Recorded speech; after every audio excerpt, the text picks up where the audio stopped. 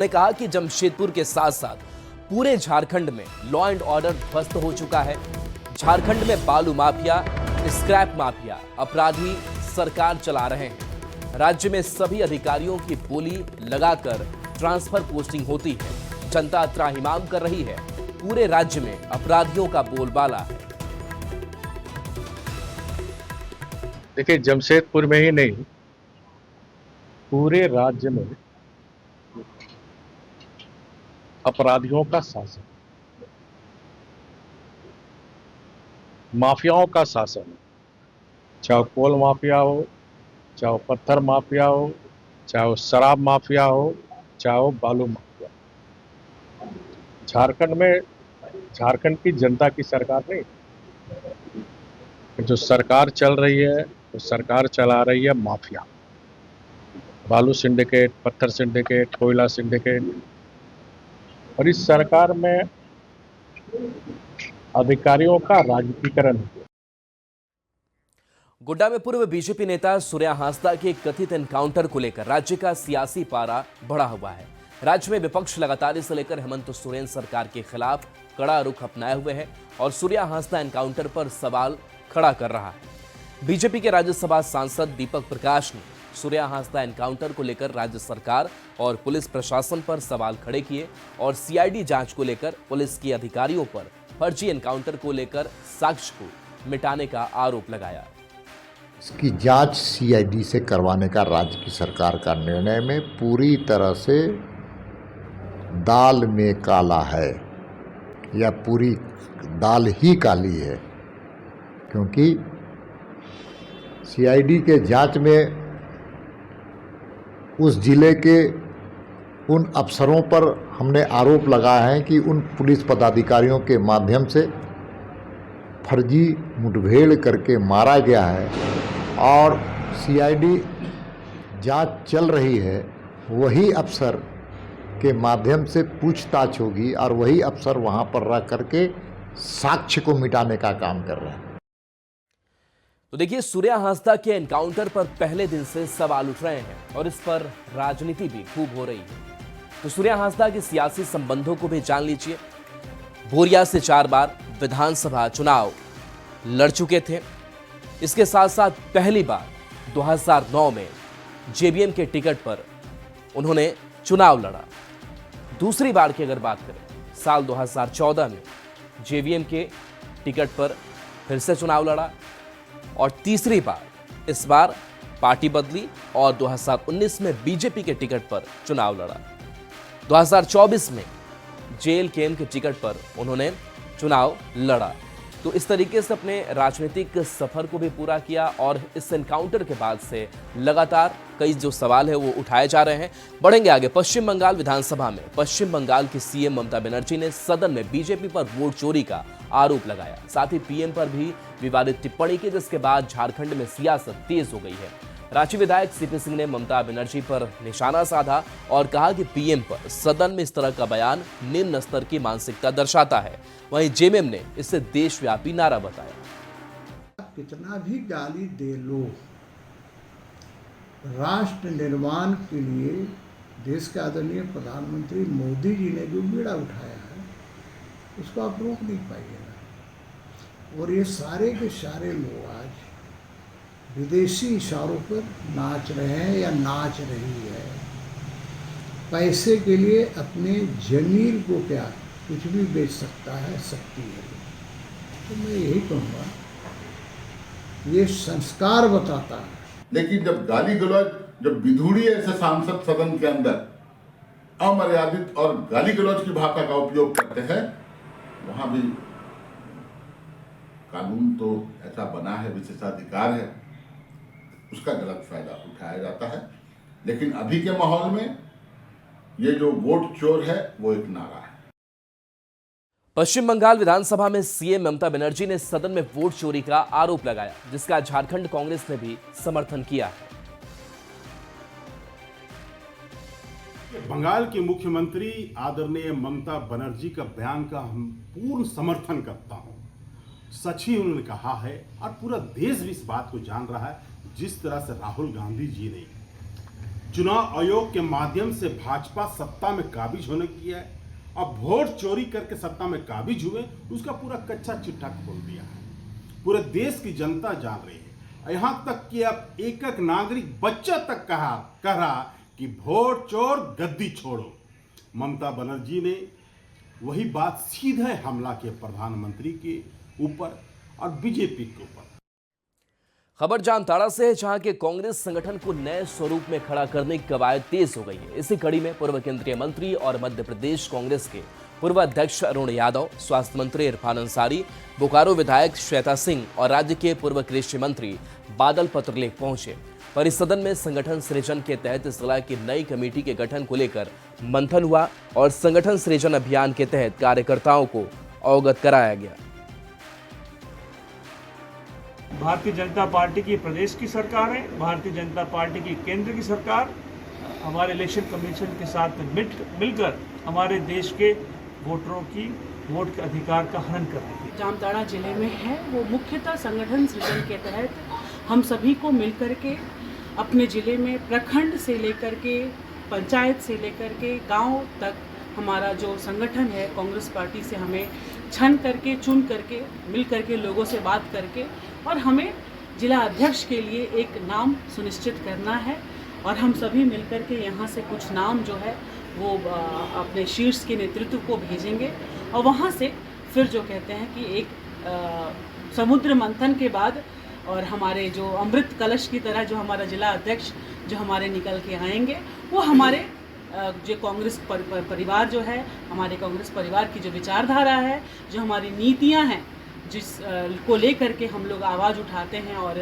आगे की लड़ाई लड़ते हैं, तो निश्चित रूप से उसको हम लोग मजबूती देने के लिए यहाँ पे आज हम लोग आए हुए हैं। धनबाद में अंबे आउटसोर्सिंग में शुक्रवार को लैंडस्लाइड के बाद भीषण हादसा हुआ। यहां 6 मजदूरों से भरी सर्विस वैन गहरी खाई में गिर गई, जिनमें 2 मजदूर के शव निकाले गए, जिसके बाद अब एनडीआरएफ की टीम अब घटनास्थल पर पहुंची है और रस्सी के सहारे नीचे उतारकर रेस्क्यू की कोशिश कर रहे हैं। ज्यादा जानकारी दे रहे हैं संवाददाता संजय गुप्ता। 4 अन्य लोगों की जो शव है उसको नहीं निकाला जा सका। कल दिन भर इसे लेकर की रेस्क्यू टीम युद्ध स्तर पर रेस्क्यू करती रही, लेकिन उसमें मात्र 2 ही शवों को निकाला जा सका। आज एनडीआरएफ की टीम यहां पर पहुंची है, जो आप देख सकते हैं तस्वीरों में कि एनडीआरएफ के वाहन और बीसीसीएल का अधिकारी के वाहन लगे हुए हैं और उनके जो लोग हैं इस रेस्क्यू को लेकर अभी फिलहाल चर्चा कर रहे हैं।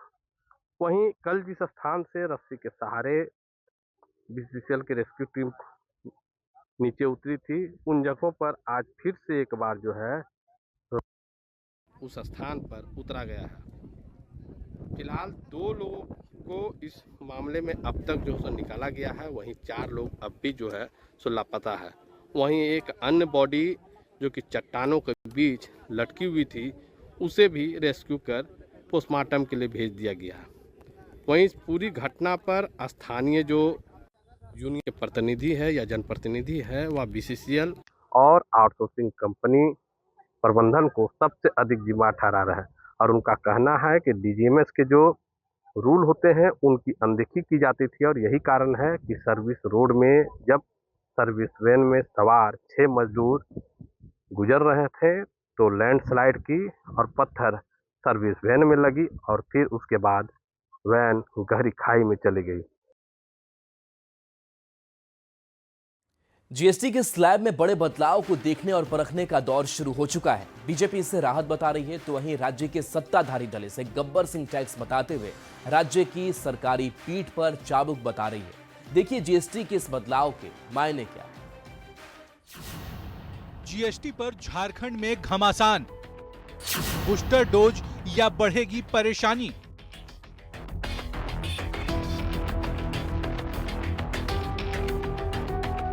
देश में जीएसटी का पेंच शायद ही किसी को समझ में आता हो, लेकिन उससे मिलने वाली राहत सभी को समझ आती है। केंद्र सरकार ने जीएसटी के स्लैब में जैसे ही 5% और 18% का बड़ा बदलाव किया, सियासत में हंगामा मच गया। सुर्खियां बटोर रहे इस राहत को सीधे बिहार चुनाव और झारखंड को होने वाले रेवेन्यू नुकसान से जोड़ दिया गया। ऐसे में बीजेपी के राष्ट्रीय महामंत्री ने ये कहकर सियासी तपिश बढ़ा दी कि जीएसटी में इस बड़े बदलाव के बाद केंद्र सरकार को 50,000 करोड़ के नुकसान से गुजरना पड़ा है। लिहाजा राज्य को भी जनता के हित के बारे में सोचना चाहिए। हमें 50,000 करोड़ रुपए का रेवेन्यू लॉस हो रहा है। झारखंड सरकार कह दे कि वो जनता की प्रतिनिधि नहीं है। 9-10 सालों से जो शोषण किया गया, जो एक गब्बर सिंह टैक्स, तानाशाही टैक्स आप जजिया कर बोल सकते हैं, वो लगाया गया। 2000 करोड़ से अधिक का नुकसान है और ये वित्त मंत्री महोदय ने बोला है, मीटिंग में भी बोला है। कांग्रेस और आरजेडी की नजर में जीएसटी में बदलाव के पीछे बीजेपी की सियासी चाल है। वहीं बीजेपी ने पलटवार करते हुए राज्य के सत्ताधारी दलों को अर्थशास्त्र का सामान्य फॉर्मूला समझाया है। वित्तीय घाटा का प्रश्न है। राज्य के वित्त मंत्री हमारे स्टेट में राधा किशोर जी ने यह आशंका व्यक्त किया है कि लगभग 2000 करोड़ का इस स्लैब के चेंज होने से हमको नुकसान हो सकता है। भारतीय जनता पार्टी जब जब चुनाव आता है तब तक उनको गरीब मध्यम वर्ग याद आता है। बिहार चुनाव को देख करके ये सगुफा छोड़ा गया है। जो ये नुकसान का आकलन कर रहे हैं तो इनका बजट 1.25 लाख करोड़ का होता है। 2000 करोड़ का नुकसान का आकलन इन्होंने कैसे कर दिया ये पता नहीं। ये ड्राइंग रूम इकोनॉमिस्ट हैं, ये लोग ऐसे ही बैठकर आकलन कर देते हैं। सियासी नुकसान के दावों के बीच चैम्बर का बयान काफी महत्वपूर्ण है। झारखंड को खास करके काफ़ी अच्छा पैकेज मिला है। कोयला का हब है ये, यहाँ पे 5% से उसको 18% कर दिया गया है। 13% का जीएसटी बढ़ा दिया गया है, तो राज्य के राजस्व में इसमें काफ़ी वृद्धि है। कुल मिलाकर ये कहना गलत नहीं होगा कि जीएसटी बदलाव ने सियासी पारा हाई कर दिया है। जेएमएम ने जीएसटी को गब्बर सिंह टैक्स बताते हुए इसमें बदलाव से झारखंड को 2000 करोड़ के नुकसान की बात कही है। झारखंड को भी अपने हिस्से का नुकसान झेलना होगा। कुल मिलाकर सियासी अर्थशास्त्र जो भी कहते हों, लेकिन इंतजार वास्तविक अर्थशास्त्र का है। संजय कुमार सिन्हा, न्यूज़ 18, रांची। अब बात करेंगे झारखंड के मौसम की। झारखंड में पिछले 24 घंटे के दौरान मानसून कमजोर रहा। आने वाले दिनों में कहीं भारी बारिश और कुछ जगहों पर गरज के साथ तेज हवाएं चलेंगी और ठनका गिरने की संभावना है। मौसम केंद्र रांची ने यह जानकारी दी है। मौसम का हाल बता रहे हैं संवाददाता निरंजन सिंह। रांची में अचानक तापमान में बढ़ोतरी हुई है। पूरे झारखंड की बात करें तो 2 से 4 डिग्री तक तापमान में पिछले 24 घंटों में बढ़ोतरी है। अगर हम संथाल की बात करें तो संथाल में 1 से 1.5 डिग्री का तापमान में बढ़ोतरी हुई है। अगर हम कोल्हान की बात करें तो कोल्हान में भी थोड़ी बढ़ोतरी जरूर हुई है। लेकिन अगर हम पिछले 48 घंटे की बात करें तो झारखंड के अन्य जिलों में रुक रुक के बारिश होने की संभावना व्यक्त की जा रही है। वहीं आगामी 24 घंटों में तेज बारिश के साथ वज्रपात की भी संभावना व्यक्त की गई है। वहीं अगर हम रांची की बात करें तो आसमान में साफ है और बादल बिल्कुल नहीं है, लेकिन दिन चढ़ते ही थोड़ी सी बादल छाए रहने की संभावना व्यक्त की गई है। रांची से निरंजन। चाईबासा में 2 प्रखंड गुदड़ी और बंदगांव को जोड़ने वाली मुख्य सड़क काफी समय से खराब है, जिस कारण करीब 40,000 की आबादी को परेशानी का सामना करना पड़ रहा है। करीब 1 दशक से लोग इस सड़क को ठीक करने की मांग कर रहे हैं। ज्यादा जानकारी दे रहे हैं संवाददाता रुपेश प्रधान। मैं पश्चिमी सिंहभूम जिले के सबसे सुदूर प्रखंड गोदड़ी प्रखंड क्षेत्र में मौजूद हूं और गोदड़ी प्रखंड के लोढ़ाई से बंदगांव होते हुए रांची तक जो सड़क जाती है उस सड़क की हालत काफ़ी जर्जर है। आप ये देख रहे हैं, ये लोढ़ाई से डारियो कमरोड़ा होते हुए आगे टेबो को जोड़ती है, जो कि बंदगांव प्रखंड का टेबो है, और वहाँ मुख्य सड़क से होते हुए इस क्षेत्र के लोग रांची तक जाते हैं। लेकिन इस सड़क की स्थिति भी ऐसी है, आप देख रहे हैं, ये काफ़ी लंबे समय से इस सड़क की ना तो मरम्मती हुई है या तो निर्माण हुआ है, जिसके कारण कई जगह पिच तो अधिकांश जगहों पर उखड़ चुकी है और कई जगह इतना जर्जर हाल है कि यहाँ साइकिल, मोटरसाइकिल या अन्य वाहन चलना काफ़ी मुश्किल है। हम लोग दिक्कत पड़ता है मोटरसाइकिल में भी और साइकिल में भी। बच्चे सब जो स्कूल जाते हैं लोढ़ाई, तो उन लोग भी बहुत परेशान हो करके पहुँचते हैं स्कूल। बंदगांव से यहाँ लोढ़ाई हम लोग का जो देवा है, जो हम लोग का धर्मगुरु जी हैं, उनका स्थल आते हैं, तो हम लोग सुनुआ होके गुजर के यहाँ पहुँचना पड़ता है। देखिए हम लोग यहाँ रास्ते से नहीं आ पाते हैं। ये रास्ते से हम लोग नहीं आ पाते हैं। ये रास्ते पहले से तो कुछ बना हुआ था और बनाने के बाद अभी फिर से अभी खराब हो गया और अभी चलने लायक नहीं है। गाड़ी हम लोग उधर से लेके आते हैं और इधर तो मोटरसाइकिल भी आता नहीं है। लोगों की मांग है कि इस सड़क की मरम्मती, इस सड़क का निर्माण जल्द होना चाहिए। हालांकि लोगों को ये जानकारी मिली है कि इस सड़क का टेंडर प्रक्रिया हुआ है, लेकिन अब तक सड़क का निर्माण शुरू नहीं हुआ है। लोग चाहते हैं कि इस सड़क का निर्माण जल्द शुरू हो, जिससे कि गुदरी प्रखंड के इस क्षेत्र के लोगों को आवागमन में सुविधा हो। रुपेश प्रधान, न्यूज 18, चाईबासा। खबर गिरिडीह से है, जहां की सिरना टाट समेत कई गांव में लगातार हो रही बारिश के कारण सड़क की स्थिति बदहाल हो गई है। कच्चा मार्ग होने के कारण कीचड़ जमा हो गया है, जिससे ग्रामीणों को आने जाने में काफी परेशानी का सामना करना पड़ रहा है। बच्चों से लेकर बुजुर्ग सभी परेशान हैं। ग्रामीण लगातार सरकार से तत्काल सड़क निर्माण की मांग कर रहे हैं। आने जाने में काफ़ी असुविधा होता है, इसलिए इस रोड को पुनः जो है सो बनाने का प्रयास किया जाए, ताकि लोगों को आने जाने में असुविधा ना हो और जो है सो कोई अप्रिय घटना घटने का सूचना हम लोग को आगे भविष्य में ना मिले। इसके लिए सरकार से अनुरोध करते हैं कि जितना जल्दी हो सके इस रोड को जो है सो बनाया जाए। खबर जमशेदपुर से है, जहां टाटानगर रेलवे स्टेशन का काम तेजी से किया जा रहा है। पीएम मोदी की योजना के तहत टाटानगर रेलवे स्टेशन का 400 करोड़ रुपए की लागत से विस्तार किया जा रहा है। महानगर और हाईटेक रेलवे स्टेशन के तर्ज पर टाटानगर रेलवे स्टेशन को बनाया जा रहा है। टाटानगर स्टेशन पर 3 और प्लेटफॉर्म बनेंगे। संकट सिंह से पेट्रोल पंप से सदर अस्पताल तक फ्लावर बनेगा। विदेश के तर्ज पर टाटानगर रेलवे स्टेशन का विकास हो रहा है। 6 की जगह 10 प्लेटफॉर्म बनाए जा रहे हैं। 2 प्लेटफॉर्म्स एक्स्ट्रा आएंगे और फर्दर और पॉसिबिलिटी देखी जा रही है कि और भी प्लेटफॉर्म को अकोमोडेट किया जाके, ताकि ये जो चीज़ें बने वो अगला 20-25 साल या 50 साल के लिए टाटा स्टेशन जो है वो बिल्डिंग भी अच्छी बने और इंफ्रास्ट्रक्चर भी काफ़ी अच्छा बन जाए। कोई भी मैनुअल एंट्री नहीं होती है, हाथ से लिखने का कोई सिस्टम नहीं है, वो automatic time based QR code based timing entry होती है। गाड़ी का ड्रॉप करें और गाड़ी निकल जाए, 10 मिनट तक फ्री टाइम है, 10 मिनट के अंदर बाहर चले जाए, एक भी पैसा नहीं लगेगा। बात करते हैं बोकारो की सदर अस्पताल की, जिसकी कुव्यवस्था को देखकर विधायक श्वेता सिंह भड़क गई। डॉक्टर और स्टाफ को जमकर फटकार लगा दी। स्वास्थ्य मंत्री और सीएम को पत्र लिखने की भी बात कह दी। इतना गंदा लोकेशन को रखिएगा, आप लोग नहीं बोल सकती हैं तुम सफाई करोगे तो हम लोग यहाँ नहीं ड्यूटी करेंगे। क्या किया तो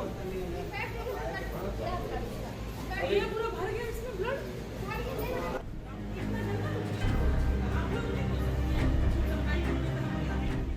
ये तस्वीरें हैं बोकारो के सदर अस्पताल की, जहां कांग्रेस विधायक श्वेता सिंह गंदगी और अव्यवस्था को लेकर भड़क गई। फिर क्या था, डॉक्टर और स्टाफ सभी की जमकर क्लास लगा दी और व्यवस्था में सुधार के लिए सीएम और स्वास्थ्य मंत्री को चिट्ठी लिखने की बात कही। स्थिति बहुत ही खराब है।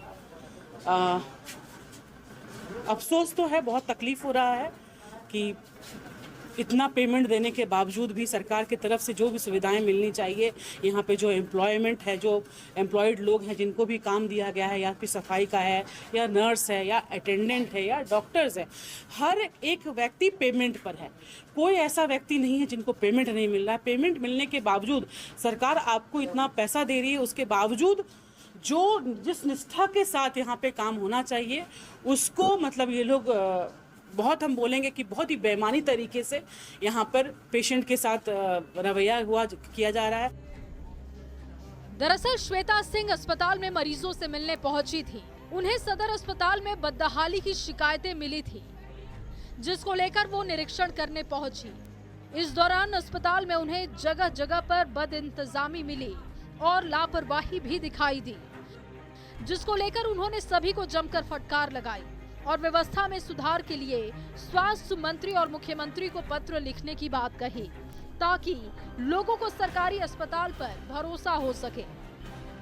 आज से ही हम तो अभी ही चिट्ठी लिख करके माननीय मुख्यमंत्री महोदय को भी और स्वास्थ्य मंत्री जो हैं उनको भी इससे अवगत करवाएंगे कि जो स्थिति यहाँ की है बहुत ही दयनीय है। अगर इस पे सख्त जो एक्शन नहीं लिया जाएगा तो ये हम लोग इसको सुधार नहीं पाएंगे, इस ढांचे को। स्वास्थ्य व्यवस्था को ठीक करने के लिए विधायक एक्शन मोड में दिख रही हैं, लेकिन ये व्यवस्था कब सुधरेगी और कब तक टिकी रहेगी, ये वक्त बताएगा। न्यूज 18 के लिए बोकारो से मृत्युंजय कुमार की रिपोर्ट। झारखंड के मुख्य सचिव अलका तिवारी ने दुमका पहुंची और शिकारीपारा प्रखंड के मंदिरों के गांव से प्रसिद्ध मलूटी स्थित सीकड़बाड़ी, शैतरप, राजार बारी और का भ्रमण किया, जहां उन्होंने 62 मंदिरों के दर्शन किए। उन्होंने सपरिवार मां मौलिकशाह के मंदिर में विधि विधान से पूजा अर्चना की। मौके पर ग्रामीणों ने सचिव को अपनी परेशानी भी बताई। देवघर के बाबा बैद्यनाथ मंदिर के पास गजानंद समाज ने गणपति विसर्जन को लेकर विशेष व्यवस्था की है। बप्पा का विसर्जन 1265 किलोमीटर दूर हरिद्वार में किया जाएगा। विसर्जन से पहले गणपति मूर्ति का भ्रमण कराया गया और उसके बाद देवघर एयरपोर्ट से हवाई जहाज के माध्यम से यह सभी लोग गणपति को लेकर दिल्ली जाएंगे, जहां से कनेक्टिंग फ्लाइट लेकर देहरादून जाएंगे और फिर वहां से हरिद्वार में गणपति का मूर्ति विसर्जन होगा। 16 वर्षों से हो रहा है और यह 16वां साल हम लोगों का। इस बार हम लोग गणेश जी के प्रतिमा को लेकर के हरिद्वार जा रहे हैं। जो हम लोग के विसर्जन में इस बार खास है कि हम लोग इस बार लेकर के हरिद्वार जा रहे हैं। बाकी हम लोगों का 11 दिन का यह पूजा था और बहुत ही जोरदार धूमधाम से पूजा हम लोग किए और कुल 40 मेंबर के सहयोग से अध्यक्ष किशन परियस के नेतृत्व में यह पूजा बहुत ही जोर शोर से और हमेशा बहुत ही शानदार तरीके से होते चला रहा है और आगे भी होता चला जाए। और एक नजर इस वक्त की हेडलाइंस पर।